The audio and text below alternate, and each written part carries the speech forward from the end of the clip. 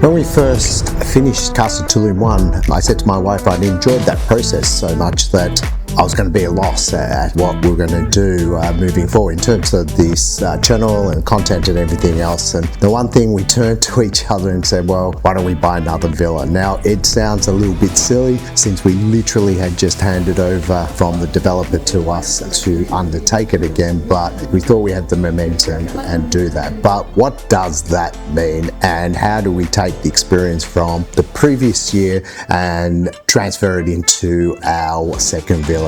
In this video, I'm going to take you through an introduction to the new development that we're looking at, some of the issues we had immediately with the plot of land that we had signed, and give you inside look at what we're developing literally 5 minutes up the road on the scooter.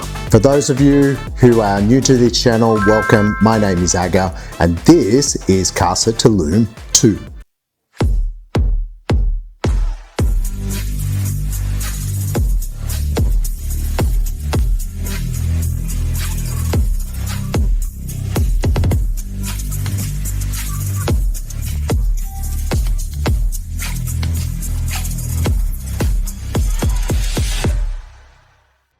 Okay, here we are on site. Last time we were here in these corners, we had the workers' living quarters. That's all been moved out. I'm actually quite sure where they've gone. I think they've probably gone undercover here. But we've broken ground on these one bedrooms. So I'm going to now show you our one bedroom that we've just signed. I'll show you the renderings somewhere up in the video. But the one thing that we've got on these that we don't have on the old villa is the foundations are raised to bring them up. So although we're in a bit of a dip, I put those walls quite high. I've seen this similar to our villas in front of our other villa. I wasn't sure what they were doing, but so here you can see the layout, small footprint.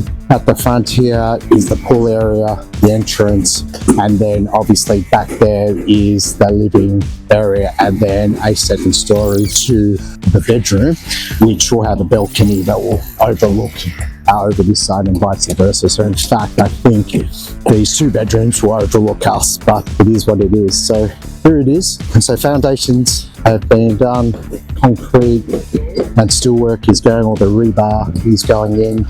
Yeah, hot work here. So it's small frontage. I think it's just under 100 square meters and the floor plan itself is about 84 square meters, 2 stories. So the ground has the living area, small pool out the front, nice little garden area, and then upstairs I'll show the renderings as well on this. But as you can see, come a long way since our last visit here.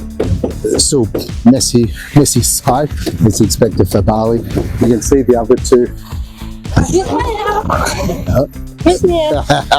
You can see the 2 bedroom villas here.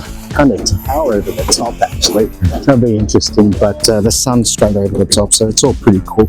And the second 1 bedroom's next door. It's much easier here because I can actually get on top of it. So you can see when you see it against the render, you'll get a little bit more of a better view, but not expecting to finish until December. We are now early February, so even in a month we've done quite well.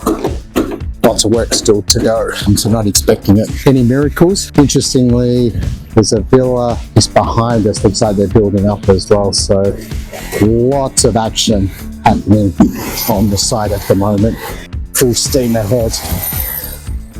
We've also got a lot more room on this side than our last one, so it's a hell of a lot more spread out.